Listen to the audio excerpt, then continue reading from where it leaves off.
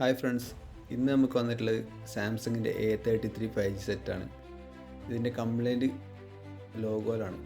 ഇങ്ങനെ സാംസങ്ങിൻ്റെ ലോഗോയിൽ വന്ന് നിൽക്കും, അല്ലെങ്കിൽ ലോഗോ റീസ്റ്റാർട്ട് ആവും. അപ്പോൾ ചെക്ക് ചെയ്ത് നോക്കുമ്പോൾ CPU കംപ്ലൈൻ്റ് ആയിട്ട് നമുക്ക് കിട്ടിയിട്ടുണ്ട്. ഈ ഭാഗത്തായിട്ടാണ് CPU വരുന്നത്. നമുക്ക് ആ CPU ഭാഗത്ത് ഷീൽഡ് ഒന്ന് കട്ട് ചെയ്തിട്ട് CPU റിമൂവ് ചെയ്ത് ഫിക്സ് ചെയ്തിട്ട് ചെക്ക് ചെയ്ത് നോക്കാം.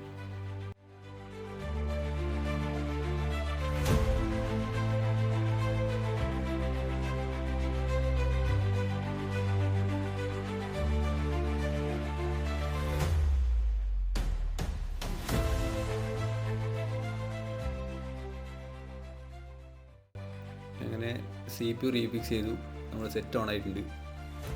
ഇതിൽ എക്സിനോസിൻ്റെ 1280 എന്ന CPU ആണ് ഇതിൽ വരുന്നത്. ഇത് ഈ മോഡൽ കോമൺ ആയിട്ട് വരുന്ന കംപ്ലൈൻ്റ്. അപ്പോൾ ഈ സെറ്റ് നമുക്ക് CPU ഫിക്സ് ചെയ്ത് നമുക്ക് റെഡിയാക്കാൻ സാധിച്ചിട്ടുണ്ട്.